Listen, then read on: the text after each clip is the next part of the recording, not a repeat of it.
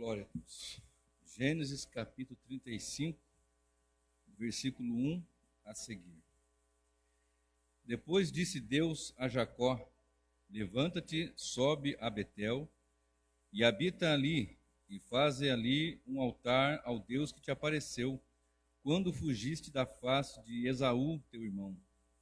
Então disse Jacó à sua família e a todos que estavam com ele: tirai os deuses estranhos que há no meio de vós, e purificai-vos, e mudai as vossas vestes.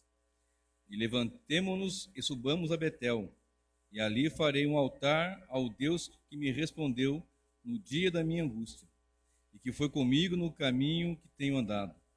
Então deram a Jacó todos os deuses estranhos que tinham em suas mãos, e os brincos que estavam em suas orelhas, e Jacó os escondeu debaixo do carvalho que está junto a Siquém.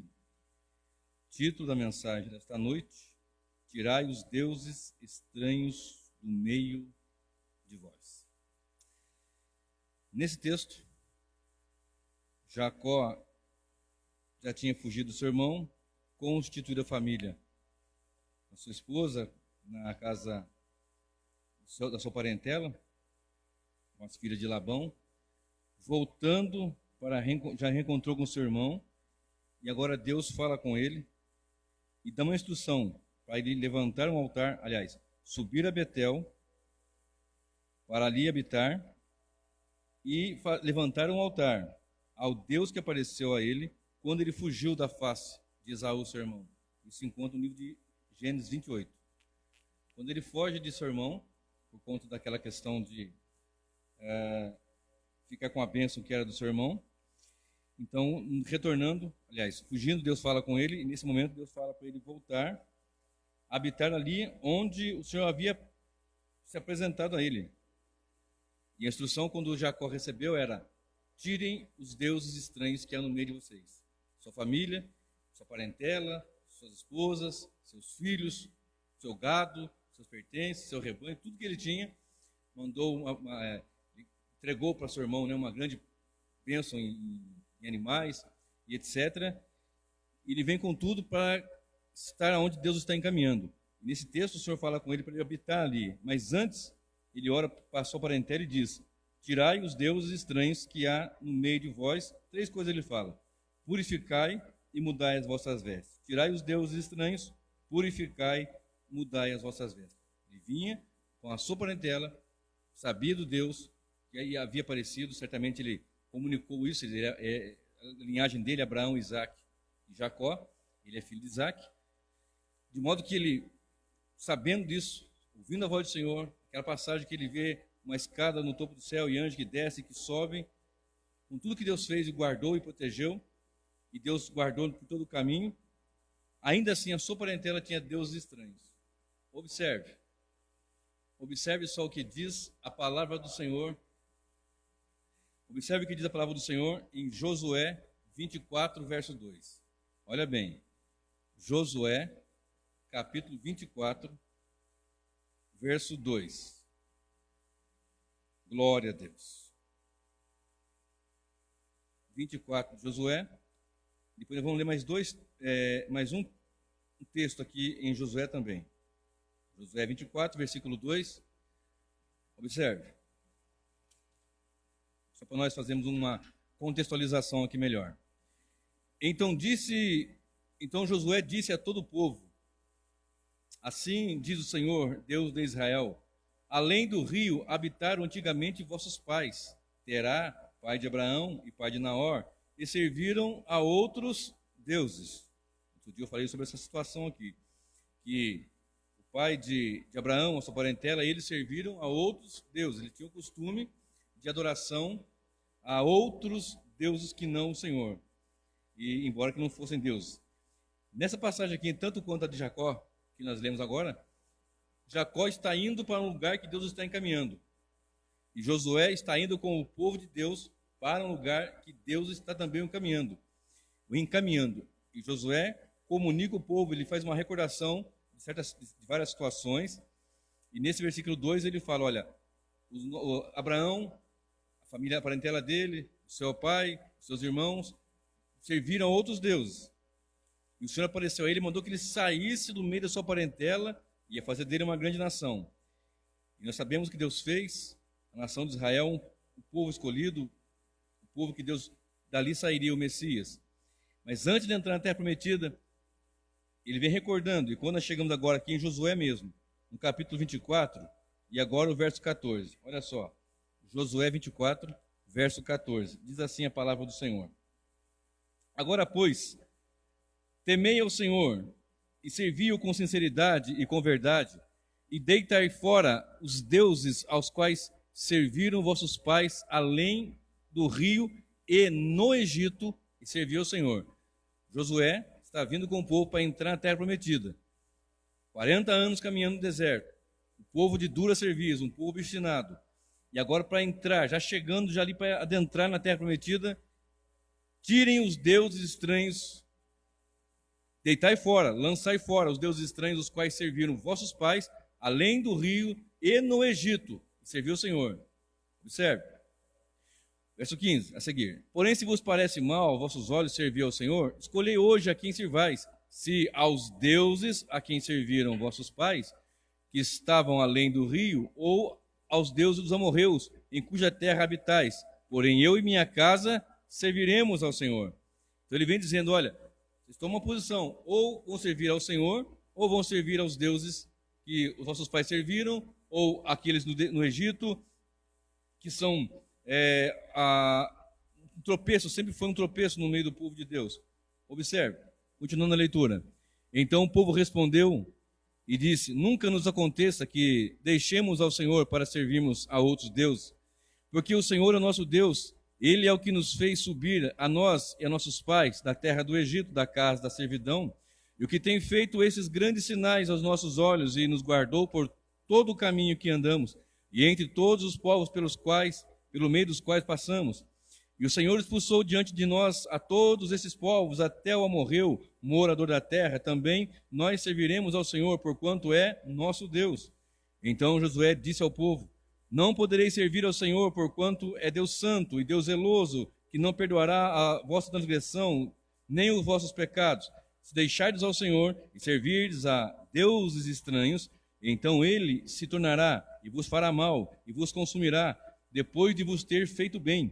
Então disse o povo a Josué, não, antes ao Senhor serviremos. E Josué disse ao povo, sois testemunhas contra vós mesmos, de que escolhestes ao Senhor para o servir. Disseram, somos testemunhas. Deitai, 23, deitai, pois agora fora os deuses estranhos que há no meio de vós, e inclinai o vosso coração ao Senhor, Deus de Israel. E disse o povo a Josué, serviremos ao Senhor, nosso Deus, e obedeceremos a sua voz. Serviremos ao Senhor e obedeceremos a sua voz. Pois bem, se você observar nas duas passagens, algo que chama atenção, na situação de Jacó, e quando nós chegamos aqui na situação de Josué, já tinham a lei, já tinham caminhado, esse povo aqui já tinham visto sinais, prodígios e maravilhas, muito embora aqueles que vão entrar agora são daqueles que tinham de 20 anos para baixo, além de Josué e Caleb, porque os demais outros foram rebeldes e não serviram ao Senhor e foram negligentes, mas a nação estava entrando ali para entrar, na verdade, na terra prometida. Mas tanto quanto Jacó, quanto com eles, a fala é essa, tirai os deuses estranhos que estão no meio de vocês. Ou seja, sempre, se você for observar nas escrituras sagradas, houve esse terrível problema da idolatria. Deuses estranhos. E o título da mensagem é, tirai os deuses estranhos que há no meio de vós. Jacó está voltando para um lugar de encontro com Deus. Tinha deuses estranhos no meio dele. Precisava purificar e mudar as vestes. No livro de Josué, como também no livro de Gênesis que nós lemos, estava indo para um lugar preparado pelo Senhor. Mas havia essa dificuldade. Quando eles foram entrar, se você olhar lá para o livro de Gênesis, vamos lá comigo, Êxodo 20, volta um pouquinho aí, segundo livro, Êxodo, capítulo 20. Êxodo, capítulo 20. onde o Senhor dá a lei a Moisés. Olha só. Capítulo 20, verso 1 diz assim: Então falou Deus todas essas palavras, dizendo: Eu sou o Senhor teu Deus, que te tirei da terra do Egito e da casa da servidão. Não terás outros deuses diante de mim. Não fará para ti imagem de escultura, nem alguma semelhança do que há em cima nos céus, nem embaixo na terra, nem nas águas debaixo da terra. Verso 5: Nem te encurvarás a elas, nem as servirás, porque eu, o Senhor teu Deus, sou Deus zeloso, que visito a iniquidade dos pais nos filhos até a terceira e quarta geração daqueles que me odeiam, e faço misericórdia a milhares dos que me amam e dos que guardam os meus mandamentos. Então, servirá o Senhor teu Deus, temerá o Senhor teu Deus e não terá outros deuses. Jacó não aprendeu ali, Abraão, Isaac e Jacó foram entendendo que era um Deus soberano e que haviam muitos deuses que cercavam as nações. Não dá tempo de entrar em todo o contexto históricos e geográficos, mas sempre foi cercado de ídolos e idolatria a humanidade, o povo. E quem estão por trás desses ídolos? Quem está por trás da idolatria e dos ídolos? Olha comigo, Deuteronômio, capítulo 32, verso 17. Ainda estou na lei. 32 de Deuteronômio e o versículo 17. Somente o versículo 17, para nós fazermos aqui a nossa explanação nessa passagem. 32, 17. A ordem para Jacó é: tirem os deuses estranhos que há no meio de vós. Josué diz para o povo: tirem os deuses estranhos que há no meio de vocês. Olha bem, 32, 17 de Deuteronômio. Vou ler o 16 e 17. Com deuses estranhos o provocaram a zelos, com abominações o irritaram. Sempre o povo foi tropeçando com idolatria. Tanto que, no capítulo 32 do livro de Êxodo, enquanto Moisés estava no monte, recebendo instruções do Senhor, lá embaixo o povo estava idolatrando. Fizeram ali, Arão fez um bezerro de ouro, e eles começaram a celebrar, começaram a cultuar, um culto idólatra. Observe bem, mas estavam celebrando um culto a Deus com ídolo. Não, o culto a Deus é puro, não tem ídolo. Olha bem, verso 16. Com deuses estranhos o provocaram a zelo, com abominações o irritaram. Sacrifícios ofereceram aos demônios, não a Deus, os deuses que não conheceram, novos deuses que vieram há pouco, os quais não temeram vossos pais. Ou seja, a nação, vendo Deus fazer milagres, abrindo o mar vermelho, mandando maná, mandando a carne, mandando sempre o socorro, ajudando, auxiliando e guardando e protegendo, a coluna de fogo de noite, a nuvem de dia, protegendo do calor, protegendo do frio, e toda a situação que Deus fez. Mesmo assim, a nação sempre se rebelava com o Senhor e voltava-se para a idolatria. Observe o versículo 18 desse 32 de Deuteronômio. Deuteronômio 32, 18. Esqueceste da rocha que te gerou, em esquecimento puseste Deus que te formou. Ou seja, esqueceram de Deus e voltaram-se para os ídolos. E quem estão por trás dos ídolos? Sacrifícios ofereceram aos demônios. Demônios. Olha comigo também, 1 aos Coríntios, capítulo 10, agora Novo Testamento. 1 aos Coríntios, capítulo 10, verso 14. Não dá tempo de ler todo o capítulo, seria bom, mas em casa leia depois com calma toda a passagem, né? Vou ler o 10 e o 14 e vou pular para o 19, ok? 1 Coríntios 10, 14. Portanto, meus amados, fugi da idolatria. Ok? Agora verso 20 e 19. 19 e 20. Mas que digo que o ídolo é alguma coisa? Ou que o sacrificado ao ídolo é alguma coisa? Antes digo que as coisas que os gentios sacrificam aos demônios e não a Deus. E não quero que sejais participantes com os demônios. Aí vem uma situação aqui da mesa do Senhor, da mesa do demônio, do cálice do Senhor, do cálice dos demônios. A situação em que, se alguém comer alguma coisa que foi sacrificada ao ídolo, etc., se o outro vê aquilo, vai te trazer um desconforto ao outro, porque é mais fraco. O contexto é por aí. Mas a situação que eu quero apresentar aqui é o verso 14. Portanto, meus amados, fugi da idolatria. Para quem Deus estava falando em Gênesis, capítulo 35? Para Jacó, um patriarca, Abraão, Isaac e Jacó. Para quem Josué estava falando? Para o povo de Deus, o povo eleito, para a nação. Tirem os deuses do meio de vocês. Para quem Paulo está falando aqui? Para a igreja aos Coríntios, para os Coríntios, ou seja, a igreja. As coisas que sacrificam os demônios, as coisas que sacrificam aos ídolos, são os demônios que são sacrificados. E não quero que vocês sejam participantes dos demônios. Portanto, verso 14, fujam da idolatria. Guarda bem isso. Fujam da idolatria. Tirem os deuses estranhos que há no meio de vocês. Tirem os deuses estranhos que há no meio. Está falando para o povo de Deus. O que me chamou a atenção quando eu meditava sobre essas passagens foi justamente isso. Que era uma situação em que o povo de Deus quer cultuar a Deus e quer ter um ídolo. Quer cultuar a Deus e quer prestar culto a ídolos, a deuses estranhos, que na verdade são demônios, porque só há um Deus. Observe, no livro de Jeremias, no capítulo 44, você vai ver lá várias passagens, mas o versículo 18 diz sobre queimar incenso à rainha dos céus. Olha bem, é uma situação que a nação estava em rebeldia e foi em cativeiro, e Jeremias anunciando, e Jeremias pregando, muitos anos anunciando.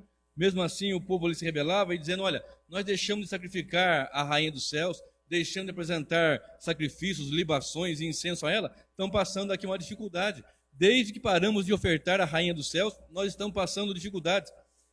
Lembra que eu falei agora há pouco? Não dá tempo de entrar em todo o contexto. Porque o que eu quero frisar aqui é que havia no meio do povo de Deus ídolos. Olha bem, verso 18, 44 de Jeremias, verso 18. Mas desde que cessamos de queimar incenso, vou ler o 17, para dar mais contexto. Mas certamente cumpriremos toda a palavra que saiu da nossa boca, queimando incenso à rainha dos céus e oferecendo-lhe libações, como nós e nossos pais, nossos reis e nossos príncipes temos feito na cidade de Judá e nas ruas de Jerusalém. E então tínhamos fartura de pão e andávamos alegres e não víamos mal algum. Mas desde que cessamos de queimar incenso à rainha dos céus e de lhe oferecer libações, tivemos falta de tudo e fomos consumidos pela espada e pela fome. E quando nós queimávamos incenso à rainha dos céus e lhe oferecíamos libações, acaso lhe fizemos bolo para adorar e oferecer-lhe libações sem nossos maridos? Porque a questão é o seguinte, as mulheres foram questionadas, mas elas estavam com seus esposos estavam concordando com elas. E a lei, nós lemos agora há pouco, em 20 de Êxodo, que era para não ter outros deuses diante do Senhor. Observe, Isaías 42, versículo 8 diz, eu sou o Senhor, este é o meu nome, a minha glória, pois, não darei a outros e nem o meu louvor às imagens de escultura. Então Deus é um Deus ímpar, zeloso, e que espera de nós, do seu povo, adoração plena, pura e genuína.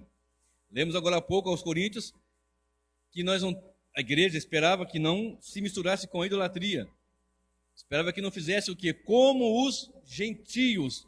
Os gentios têm seus ídolos. Os gentios têm a sua idolatria. Têm os seus muitos e vários deuses. Mas a igreja só tem um Deus.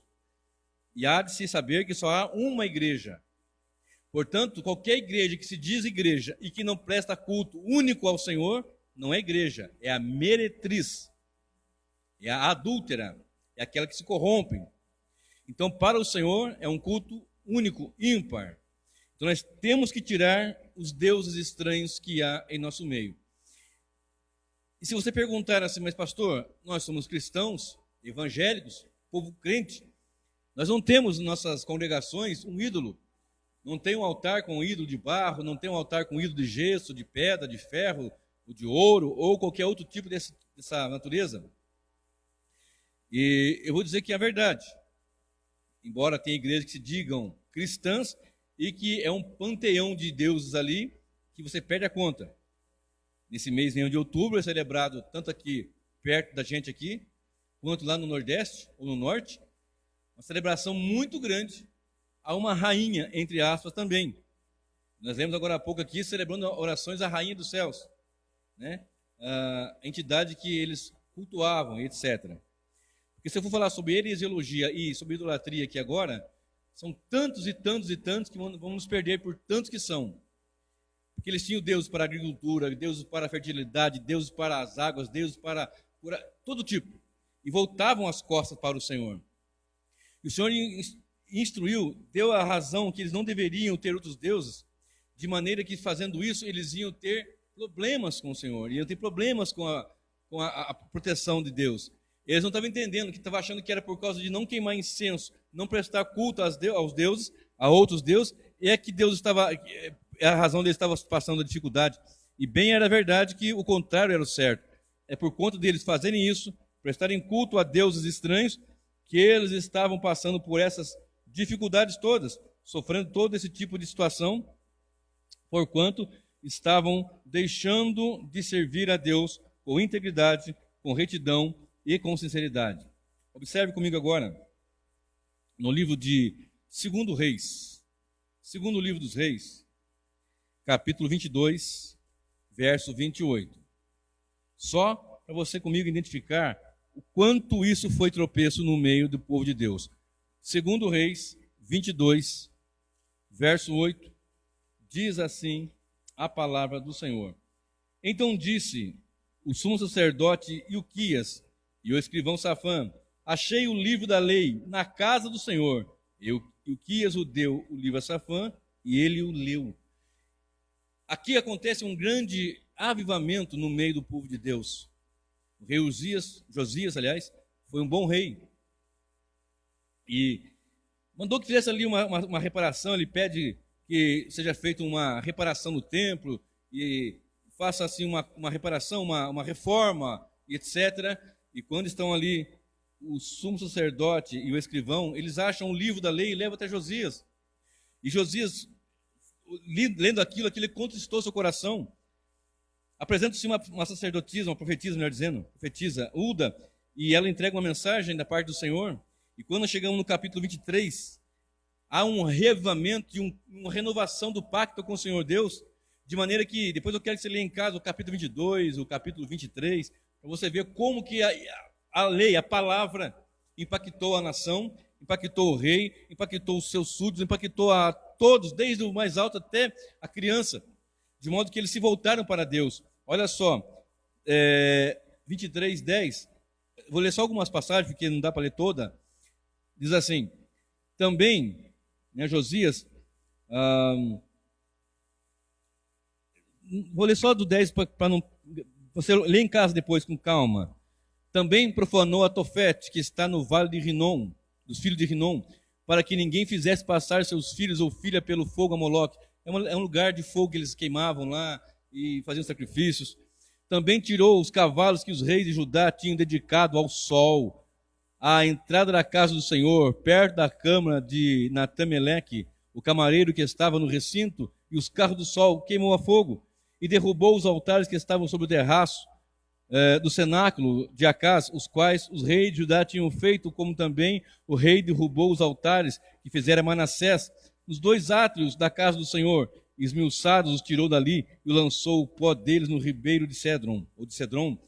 E começou a tirar tudo, tira todos esses deuses, os altares, os altos, lugares que eles tinham, assim, tipo de uma plataforma para fazer adoração ao sol, à lua, às estrelas. Eles tinham todo esse tipo de adoração, né?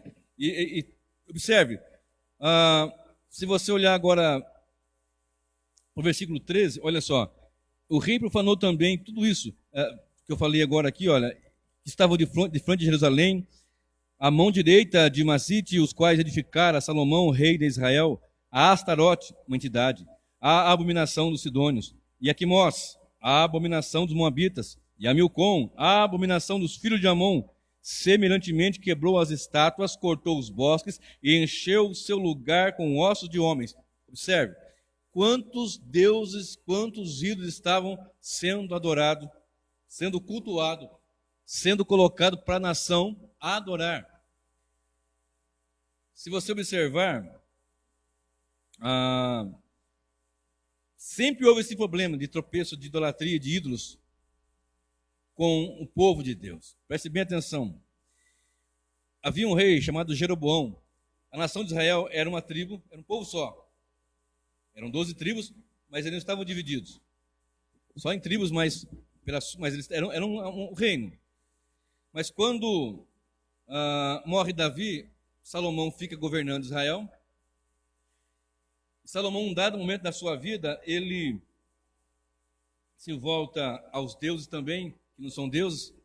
Ele tem uma situação onde ele tem 700 esposas, princesas, e também tem 300 concubinas, ou seja, escravas sexuais. Ele tinha 1000 mulheres. 700 eram princesas.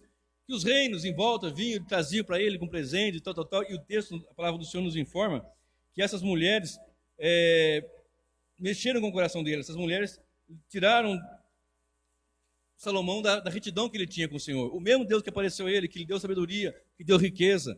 O pai de Davi, quando Davi falou para ele, olha, sirva ao Senhor, teme a Deus, ser homem, serve a Deus, etc.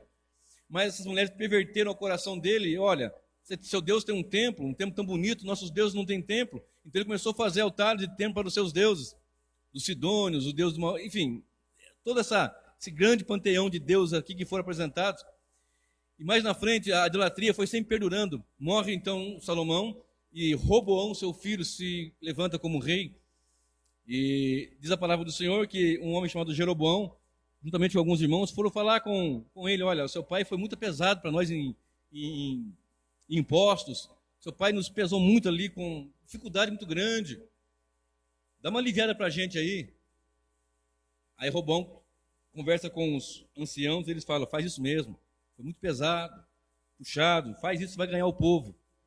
Mas Roboão vai tomar conselho com seus amigos, a turma da infância, a turma da juventude. Eles falam, não, aperta mais mesmo. O seu dedo mínimo, diz depois Roboão, o meu dedo mínimo vai ser mais largo do que o lombo do meu pai. Se meu pai pesou vocês com açoites, eu vou pesar com escorpiões. Então Roboão, peraí, você não quer aliviar para a gente? Não, você é pior do que meu pai. Então há uma separação ali das tribos. 10 ao norte, 12 ao sul. E ao norte, Jeroboão ficou com o reino de Israel. Jeroboão e Roboão ficou com Judá, 2 tribos, Judá e Benjamim.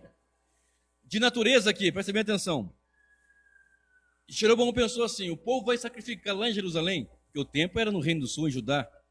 O povo vai sair daqui de cima, vai lá em Jerusalém, e se eles forem lá, talvez eles sejam seduzidos, sejam conquistados por eles, sejam levados a voltar-se para lá e vão querer me matar.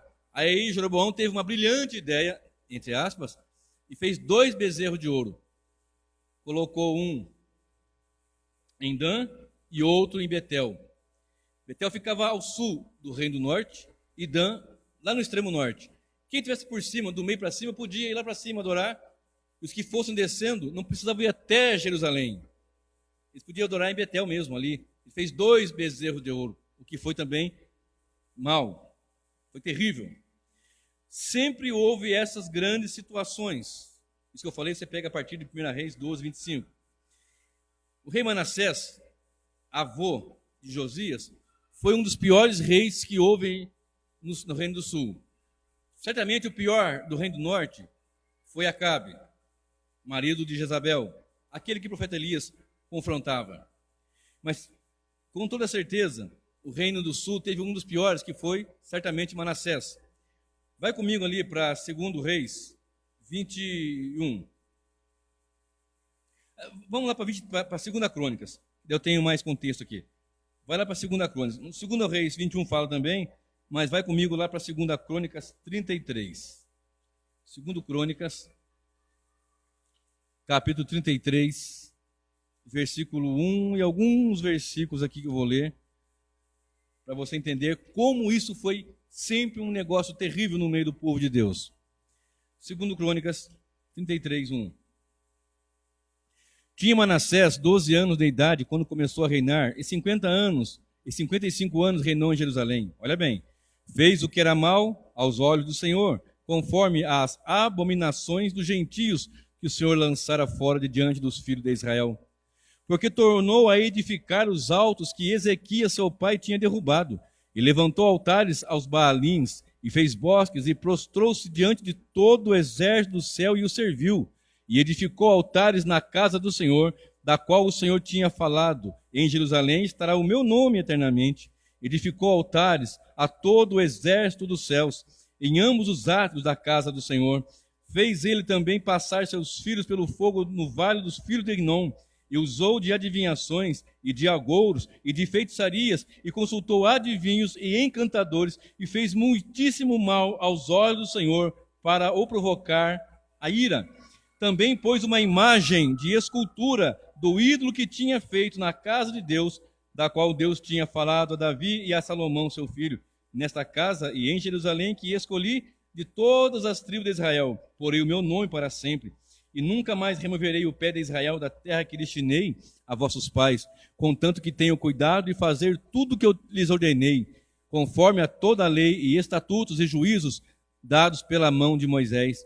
E Manassés tanto fez errar a Judá e aos moradores de Jerusalém, que fizeram pior do que as nações que o Senhor tinha destruído de diante do Senhor, de diante dos filhos de Israel. E falou o Senhor a Manassés e ao seu povo, porém não deram ouvidos. Ou seja, só nessa listinha que eu li, quanta coisa ele fez. Ele passou seus filhos no fogo a Moloque. Moloque era uma imagem de um deus que tinha cabeça de leão ou de touro e o corpo de homem, feito de metal. Normalmente era feito de bronze. Algumas literaturas dizem que a sua barriga era aberta como uma fornalha. Lançava-se na barriga dessa imagem, era grande, viu? Não era pequena não, era grande. Lançava-se lenha naquela barriga ali, naquele oco, em forma da sua barriga, como um oco. Lançava-se ali muita lenha, de maneira que metal ia encanecer, ia ficar, em brasa, né? Aí, essa entidade, essa imagem, tinha que, como sentado, com as palmas da mão levantadas assim. Nessas palmas que eram grandes, ali se punha o recém-nascido. E torrava a criança ali, em sacrifício. Dá para entender o que o rei de Israel fez? Pegava uma criança e ofertava a Moloque. Portanto, algumas pessoas não gostam de usar a palavra Moleque, porque, segundo algumas literaturas, a palavra Moleque vem de Moloque, porque levavam-se a crianças a Moloque. Então, vai Moloque, Moloque, e nas línguas, na forma de dizer, então fica Moleque, né? E então tem algumas pessoas que nem gostam. Chama o moleque lá, não chama o moleque não, porque moleque, alguns falam que por causa da língua africana, etc. Mas tem algumas literaturas que apontam para essa situação, que eu não quero afirmar, mas me parece que sim. Então ficava aquela imagem com as mãos espraiadas assim, palma para cima, pegava a criança, colocava aquilo, estava em brasa, ia colocando lenha lá, os sacerdotes dessa entidade colocavam lenha, e quando estava em brasa, punha a criança ali, torrava a criança, era um sacrifício.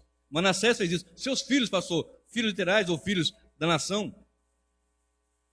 Agora observe comigo, só para eu salientar aqui, tantas coisas que ele fez, tantas coisas que ele foi difícil mesmo, mas olha só o versículo 10. 2 Crônica 33, versículo 15.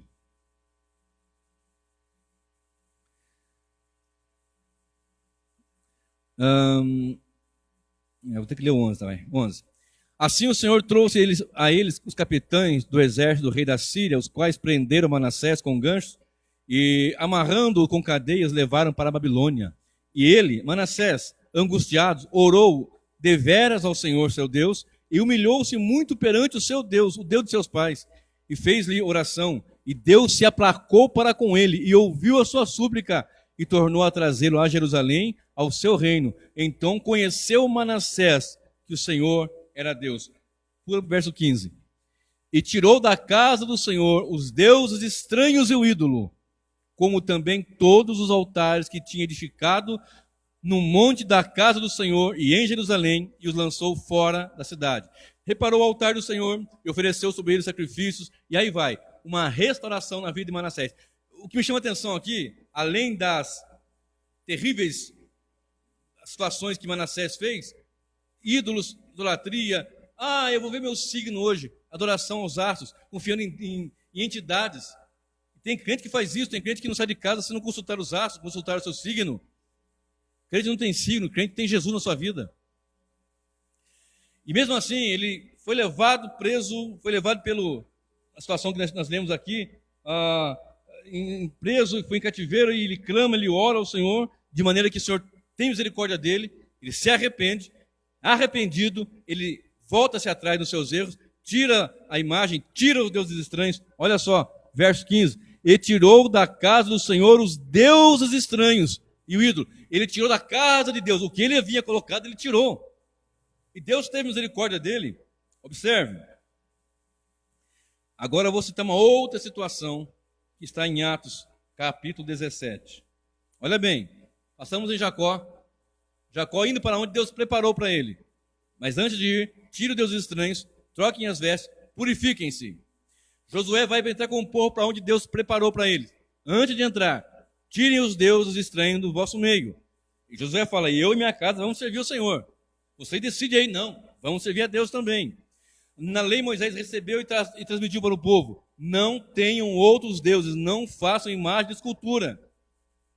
Observe, e sempre a palavra é do meio de vós, do meio do povo de Deus. Que é uma insistência, é uma artimanha que tem sido usada pelo adversário de maneira que consegue êxito, porque durante a história nós vemos isso. Se você estudar com mais afinco a história, você vai observar que a nação do Reino do Sul e do Reino do Norte foram levados em cativeiro. No ano 722, a nação do Norte, desde o ano 701 havia ali situações, mas concretizou com a Samaria no ano 722, levado pela Síria em cativeiro. Mais à frente, em 586 a.C., o Reino do Sul foi levado em cativeiro para a Babilônia. Um povo de língua estranha, um povo perverso, um povo idólatra, por questões de desobedecer a palavra do Senhor. Mas segundo consta, eles retornaram depois de 70 anos de cativeiro e nunca mais foram idólatras. Foi pesado o que aconteceu, foi pesado o que houve, porém, eles voltaram reconhecendo que Ele é o Senhor e ponto. Mas sempre no meio do povo de Deus, nós lemos agora há pouco ali no meio da igreja, em Corinto, por exemplo, fujam da idolatria. Não façam parte com a mesa dos demônios e a mesa do Senhor, o cálice do Senhor e o cálice dos demônios. Nós lemos em Deuteronômio que o que está por trás dos ídolos são demônios. Nós lemos também em Coríntios 10 que o que está por trás dos ídolos são demônios. Então é uma força maligna, é um mal que atrapalha, que tenta impedir o povo de ser um povo que cultua Deus, que serve com integridade e sinceridade. Observe agora comigo Atos dos Apóstolos, capítulo 17. Olha bem. E o verso 16. 15, vai. Os que acompanhavam Paulo o levaram até Atenas e, recebendo ordem para que Silas e Timóteo fossem ter com ele o mais depressa possível, partiram. E enquanto Paulo os esperava em Atenas, o seu espírito se agitava em si mesmo, vendo a cidade tão entregue à idolatria. Atenas era a Ásia Menor, essa cidade grega que tinha assim uma concentração terrível, onde tinha o templo da deusa Diana, onde as pessoas eram idólatras ao extremo, tinham centenas e centenas, milhares de deuses. Eram terríveis. Tanto que, quando você estuda a história da igreja, você vai observar que eles tinham os cristãos, eles chamavam o cristão de ateísta. Por quê? Porque o cristão só tinha um Deus. Nós temos vários deuses. Deus do fogo, Deus da água, Deus da chuva, Deus da planta, Deus do vento, Deus que faz... Tantos deuses, você só tem um só. Vocês são ateus. Ou, melhor, são ateístas, vocês não creem em Deus. Vocês não têm, de fato, um Deus. Porque um só não serve. Era essa a mentalidade. Um só não serve. É o contrário, é um só que serve. O único verdadeiro Deus. Então, observe. E enquanto Paulo os esperava em Atenas, o seu espírito se agitava em si mesmo, vendo a cidade tão entregue à idolatria, de sorte que disputava nas sinagogas com os judeus e religiosos, e todos os dias na praça com os que se apresentavam. E alguns dos filósofos epicureus e estoicos contendiam com ele, e uns diziam, que quer dizer esse tagarela? E outros, parece que é pregador de deuses estranhos, porque lhes anunciava a Jesus e a ressurreição. E tomando-o, o levaram ao Areópago, dizendo, poderemos nós saber que nova doutrina é essa do que falas? Pois coisas estranhas nos trazes aos ouvidos, queremos, pois, saber o que vem a ser isto? Pois todos os atenienses e estrangeiros residentes de nenhuma outra coisa se ocupavam, senão de dizer e ouvir alguma novidade. E estando Paulo no meio do Areópago, disse: homens atenienses, em tudo vos vejo como sendo um tanto supersticiosos, porque passando eu e vendo os vossos santuários, achei também um altar em que estava escrito ao Deus desconhecido. Esse, pois, que vós honrais, não o conhecendo, é o que eu vos anuncio. O Deus que fez o mundo e tudo que nele há, sendo o Senhor do céu e da terra, não habita em templos feitos por mão de homens, nem tampouco é servido por mão de homens algum, como necessitando de alguma coisa, pois ele mesmo é o que dá a todos a vida, a respiração e a todas as coisas. E de um só sangue fez toda a geração dos homens para habitar sobre toda a face da terra, determinando os tempos já dantes ordenados e os limites da sua habitação, para que buscassem ao Senhor, se porventura tateando o pudessem achar, ainda que não está longe de cada um de nós, porque nele vivemos e nos movemos e existimos, como também alguns dos vossos poetas disseram, pois somos também sua geração. Sendo nós, pois, geração de Deus, não havemos de cuidar que a divindade seja semelhante ao ouro, ou à prata, ou à pedra esculpida por artifício e imaginação dos homens. Mas Deus, não tendo em conta o tempo da ignorância, ordena agora a todos os homens e em todo lugar que se arrependam, porquanto tem determinado um dia em que com justiça há de julgar o mundo, por meio do homem que destinou, e disso deu certeza a todos, ressuscitando dentre os mortos. E como ouviram falar na ressurreição de mortos, uns escarneciam e outros diziam: acerca disso te ouviremos em outra ocasião. E assim Paulo saiu do meio deles. Todavia, chegando alguns homens a ele, creram, entre os quais foi Dionísio, Areopagita, e uma mulher por nome Dâmaris, e com eles outros. Observe. Então agora Paulo, na sua segunda viagem missionária, enquanto ele aguarda alguns irmãos, ficou ali em Atenas, e foi andando para lá e olhando para cá, e compungiu-se em seu coração, porquanto ele viu a cidade entregue a muita idolatria. O verso 17 e o verso 18 diz que ele começou a anunciar, começou a pregar, começou a falar do verdadeiro Deus. Então os estoicos e epicureus, que são linhas filosóficas que ocorriam, os epicureus eles buscavam o prazer, o sentido da vida é o prazer. Está tendo prazer, está tudo certo.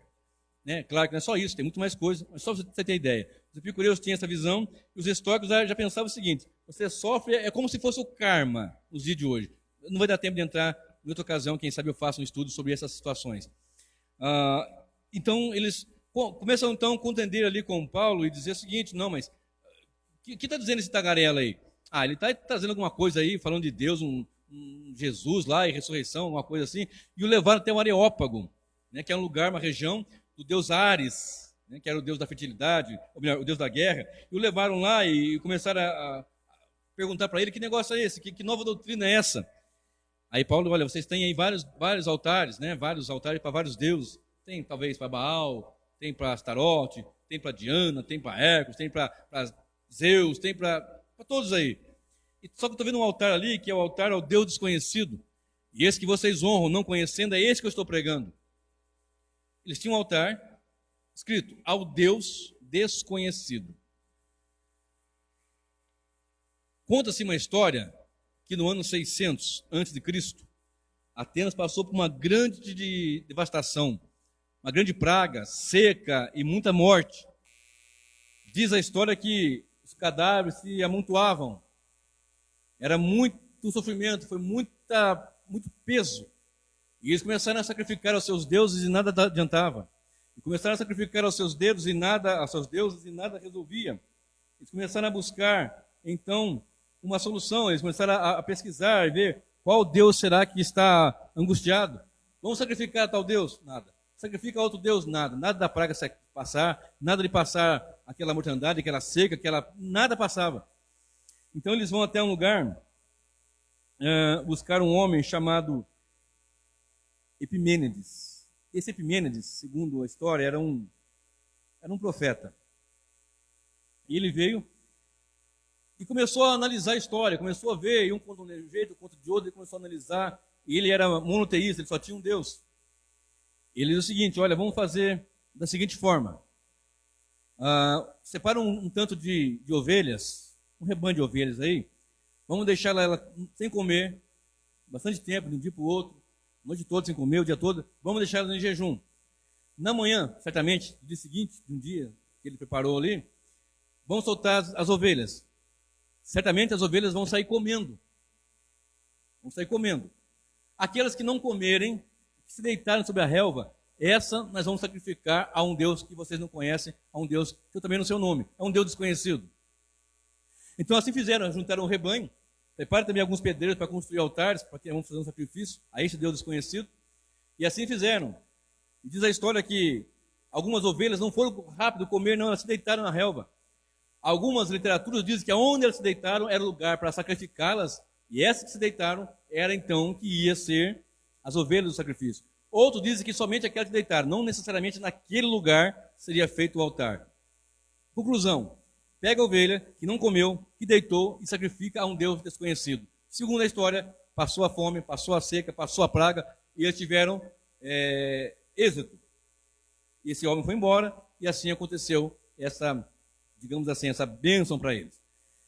Eles tinham vários altares, mas com o passar do tempo, as pessoas continuaram da mesma forma, adorando vários deuses, e muitos dos altares foram destruídos. Mas também diz a história que 2 anciãos, eles guardaram aquele altar, protegeram aquele local, um daqueles locais pelo menos, e era esse que Paulo tinha visto. Ele disse agora, ele pegou o gancho, Paulo era um evangelista também, era um apóstolo, um homem que tinha visão missionária, inclusive estava em missões. Ele disse, olha, vocês honram um Deus que vocês nem conhecem, e esse Deus que vocês honram e não conhecem é o que eu estou pregando. Olha bem, preste bem atenção. E esse Deus que vocês não conhecem é esse mesmo Deus que eu estou pregando, eu estou anunciando, um Deus desconhecido. O triste é que nos dias de hoje nós continuamos vendo da mesma forma também em nosso meio o desconhecimento do nosso Deus. Tem pessoas que estão congregando há muito tempo e agora, nesses últimos anos, um desconhecimento muito grande de Deus, que cultuam a Deus da sua maneira, mas tem a maneira bíblica de cultuar. Serve a Deus do seu jeito, mas tem um jeito bíblico de cultuar. Estão dividindo Deus com outros deuses. Olha bem que eu vou ler para você que eu achei interessante. Eu peguei essa matéria aqui, esse artigo aqui, que fala de um bispo da Igreja da Ressurreição, lá no Brooklyn, em Nova York. Seu nome é Joseph Matera. Ele classificou 4 ídolos da atualidade. Vocês estão vendo que eu estou falando de ídolo, deuses falsos, demônios. Eu citei até agora ídolo tangível, né? Ou seja, de prata, de ouro, de pedra preciosa, e outros não tangíveis, os astros, etc. Enfim. Agora, sempre isso estava onde? No meio do povo de Deus. A primeira frase foi aonde? Verso 2 de Gênesis 35, tirai os deuses estranhos do meio do povo de Deus, do vosso meio. Josué diz, tirem, se era para tirar, é porque havia. É isso que me choca. É o povo de Deus que estava entrando na terra prometida, tinham deuses estranhos. Se você olhar a situação ali, quando Jacó sai da casa de Labão, seu sogro, a sua esposa pega uma imagem, e Labão vai atrás dele, está levando as minhas imagens, está levando meus deuses? Se você observar isso, você vai ver que havia no meio do povo, que é o povo de Deus, ídolos. Não é à toa que Paulo fala para a igreja de Corinto, tirem, aliás, não sejam idólatras, vigiem com isso daí, não tenham ídolos, serve. E esse irmão, esse bispo da Igreja da Ressurreição, lá no Brooklyn, ele colocou assim, existem 4 tipos de ídolos atuais, as celebridades gospel. Hoje, infelizmente, não se coloca um altar com uma imagem de barro no meio do povo de Deus, mas as celebridades são deuses estranhos no meio do povo de Deus, e nós temos que tirar. Tem cantores gospels, assim que fala, né? Que se ele sair na rua, ele não pode sair, porque vem aquela multidão em cima dele, querendo autógrafo, tirar uma selfie, Eu estava com o cantor, com a cantora fulano de tal, e eles gostam disso. E recebem isso. São celebridades dessa natureza, inclusive pregadores. Tem pregador, inclusive na internet, você vai ver que há pessoas o tempo todo pedindo para que ele vá abrir um trabalho, porque se ele for, ele vai ser a solução do problema. Fulano, vem abrir aqui, porque é só o Senhor que pode. Não, é Jesus o Senhor da nossa vida, e as pessoas ficam chamando pregadores. Não é problema você querer que o ministério sadio, saudável na palavra, esteja, mas eu estou me referindo a essa idolatria ao homem. A confiança no homem, não confia em Deus. Vamos orar para que Deus nos levante, para que Deus faça de nós, levante entre nós, salve pessoas, nos use, nos estudar e buscar a palavra e se encher do Espírito Santo para ser uma bênção. Não, venha você, se você vier, você vai ser a solução. É você, é a última esperança que nós temos. Esquecem do Senhor Deus. Eu já falei aqui e vou repetir. Quando alguém até me dá parabéns pela pregação, eu fico com peso na minha alma. O Senhor tem misericórdia de mim, que parabéns. Não tem parabéns, a palavra não é minha, eu sou apenas o mensageiro. Quem tem importância é a mensagem. O mensageiro tem que estar na presença do Senhor, é evidente. Mas maior é a mensagem, é claro. E observe, então esse irmão José Matera, ele edificou quatro deuses atuais, ídolos atuais, celebridades, cantores, pregadores, que são aqui não, ele, não, nós temos que apontar a Cristo. O pregador, que é pregador, ele aponta a Cristo, porque o pregador também é um pecador, também precisa do Senhor, ele aponta Cristo, Cristo é o Senhor. Tirai os deuses estranhos do vosso meio, mudai as vestes, santificai, purificai, e vamos adiante com o Senhor. Escolhei hoje, pois, o Deus que quer servir. Se Baal, então, assim foi dito da boca de Elias. Se Baal é Deus, que ele faça descer fogo. Mas o Senhor é Deus e desceu o fogo e consumiu o altar ali. Observe, outro ídolo que esse irmão identificou. E é claro, nós sabemos também, o entretenimento gospel. Não pode ser um culto bíblico.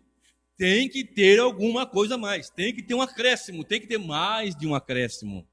Não pode ser um culto que tenha o louvor, a adoração, a pregação, as ofertas, as contribuições, a oração pelo povo. Não. Temos que fazer uma série de coisas. Então as pessoas vêm para um culto, mas aqui não tem isso. Mas aqui não tem aquilo outro. Se eu fui na igreja daquele fulano lá não tinha pula-pula, não tinha roda-roda, não tinha cai-cai, não tinha aviãozinho, não tinha sal grosso, não tinha rosa ungida, não tinha tapete místico, não tinha o paletó de fogo, não tinha, porque a Bíblia não tem. Mas eles querem esse Deus, esse ídolo. Tirai os deuses estranhos que há em vosso meio. Outro, a prosperidade financeira. É um ídolo que está no meio do povo. E as pessoas querem. Olha bem, atravessam quilômetros e quilômetros quando tem um desses ídolos, desses três que eu já citei aqui. Se tiver aquele cantor, aquele pregador, repito, eu também valorizo um bom pregador. E é claro que se tiver perto aqui um pregador, um dia que eu possa estar ali, eu vou para reverenciar ao Senhor, adorar o Senhor pela pregação que ele vai dar ali, bíblica, por conhecer. Agora tem pessoas que são fanáticas. Essa é a verdade. São admiradores, não há problema algum. O detalhe é isso aí, é ele, só ele. Não importa se é ele, é aquele ministério, é aquele homem, é aquela mulher, é aquele cantor. Tem que ter esse entretenimento. E aí as pessoas vêm e fazem o entretenimento porque sabem que vai encher mesmo, vai fazer movimento. Aí vem a prosperidade financeira, é um outro ídolo levantado. E se você for pobre, se você estiver passando dificuldade, estiver doente, alguma coisa, você não tem Deus. Aí levanta esse ídolo e você aponta para ele. O que é um ídolo? É só uma imagem de escultura? Não. É tudo aquilo que ocupa o lugar de Deus em nossa adoração, em nosso centro. Tudo que está ali no centro é Deus em nossas vidas. Aí eu venho pregar um Jesus que não é o Jesus bíblico. É homem, mas não é Deus. É Deus, mas nunca se fez homem. Também é um ídolo. Jesus é Deus 100% e é homem 100%. Aconteceu muito isso na igreja, na patrística, com os pais da igreja. Houve muito dessa dificuldade no princípio ali entre os gnósticos, uma luta terrível ali. Não, mas ele não pode ser Deus, enfim, porque ele é espírito. Como é que ele encarnou se a carne não é boa, é má? E uma situação, peraí, então já é um ídolo. E as pessoas que não conhecem, não reconhecem a Deus, lembra que eu falei agora há pouco? O Deus que vocês não conhecem é esse que eu estou pregando. Tem pessoas que não acreditam que esse Deus é poderoso para fazer milagres, maravilhas, mas o maior milagre é a salvação da nossa alma. Não conseguem honrar a Deus por causa do sangue de Cristo derramado na cruz do Calvário, mas levantam um ídolo e adoram esse ídolo. Mas aqui tem um bezerro, nós estamos falando de Deus também, mas tem um bezerro bonito aqui de ouro, não importa se é um bezerro bonito. Nós temos que tirar os deuses estranhos do nosso meio e adorar única e exclusivamente ao Senhor. Observe. E um quarto Deus que esse irmão apresentou aqui, um quarto ídolo, é a prosperidade pessoal. Parece com a anterior, né? Prosperidade financeira, mas aqui é a prosperidade no sentido de o eu. O meu eu é colocado no pedestal. O eu, o egocentrismo, O antropocentrismo, o culto voltado a Deus, o homem, não a Deus, o homem no lugar de Deus, o homem no centro, é apresentado ali como um ídolo também. Agora observe, nós não podemos servir a dois senhores. Jesus disse lá em Mateus 6, 24, não podemos servir a Deus e a Mamon. Há de aborrecer a um e agradar ao outro. Olha só o que Paulo falou aqui no versículo 24 de Atos 16. Olha quem é o Deus que Paulo prega, Paulo fala. Verso 24, Atos 16. Olha bem, presta bem atenção. Atos 17, 24. Atos 17, 24. O Deus que fez o mundo e tudo que nele há, sendo o Senhor do céu e da terra, não habita em templos feitos por mão de homens, e também não é servido por homem algum, não precisa de coisa alguma. Esse é o Deus que nós pregamos, que anunciamos. Esse é o Deus que Paulo pregava. Ele fez de um só sangue toda a geração. Ele também é o Deus Todo-Poderoso que tem feito maravilhas e tem determinado um dia que com justiça há de julgar os vivos e os mortos. Ele é o Deus que não precisa de... Paulo apresenta esse Deus aqui, é esse que nós servimos. Deus que não está distante, nós queremos tatear, mas é um Deus que é espírito, mas que nos ouve e que não tem conta o tempo da ignorância. Se você está num lugar desse por ignorância, Deus tem misericórdia da sua alma ainda, mas se você ouve, sabe, reconhece, mas não quer se voltar porque já é um costume, já disse, não, mas está tudo bem. Tirem os deuses estranhos que há no vosso meio. A palavra do Senhor nos informa de Gênesis, que eu citei agora há pouco, até Apocalipse. Olha só, Apocalipse 22, 15. Ficarão fora. Aí começa. Os cães, os feiticeiros, os idólatras. Tem gente que fica idolatrando o seu ministério. É só aqui que há salvação. Vocês já ouviram isso? Não, salvação é só naquela igreja. O que é só naquela igreja? Salvação é em Cristo.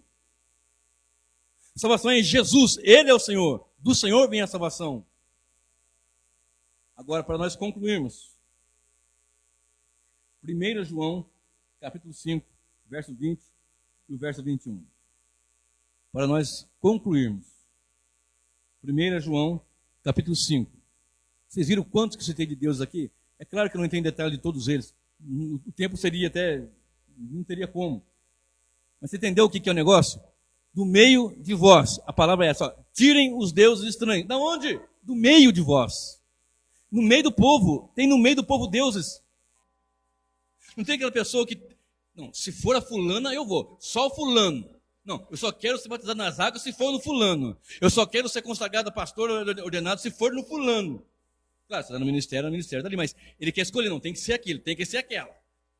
Já viu isso? Olha bem. 1 João 5, verso 20 e o verso 21. Olha o que diz. E sabemos que já o Filho de Deus é vindo, Jesus, ok? E nos deu entendimento para que conheçamos ao verdadeiro. E no que é verdadeiro estamos, isto é, em seu Filho Jesus Cristo. Este é o verdadeiro Deus e a vida eterna. Verso 21. Filhinhos, guardai-vos dos ídolos. Amém. Entendeu? Olha só. E sabemos que já o Filho de Deus é vindo. Já veio o Filho de Deus para morrer na cruz, pagar na cruz pelo seu sangue os pecados dos eleitos. E nos deu entendimento, tem aberto nosso entendimento, para que conheçamos o verdadeiro. E no que é verdadeiro estamos, isto é, em seu Filho Jesus Cristo. Este é o verdadeiro Deus e a vida eterna. Filhinhos, guardai-vos dos ídolos. Então vamos tirar os deuses estranhos que estão em nosso meio. Do início, Gênesis, ao fim, Apocalipse, nós citamos ídolos e deuses estranhos. Ídolos, deuses estranhos, surgem no meio do povo de Deus. Temos conhecido, uma pergunta, temos conhecido o verdadeiro Deus? Nós citamos aqui, este é o verdadeiro Deus e a vida eterna, Jesus Cristo. Algumas pessoas falam assim, ó, já ouviram isso? Ou já leram? Meu ídolo é Jesus. Meu ídolo é Jesus, meu irmão. Jesus é Deus. Jesus é Deus. Tem pessoas que, fora do meio cristão, idolatram os seus times, os seus clubes. Eles atravessam quilômetros, gastam dinheiro, empenham tempo, horas, passam fome, faz de tudo para seguir os seus seus ídolos, seus clubes de futebol. Eu também gosto de esporte, também gosto de futebol, mas idolatria eu não posso ter. E o triste às vezes é que muitos crentes fazem isso. Nem para o culto vem se tiver um dia de final, alguma coisa assim. E isso é cabível para um cristão? Observe.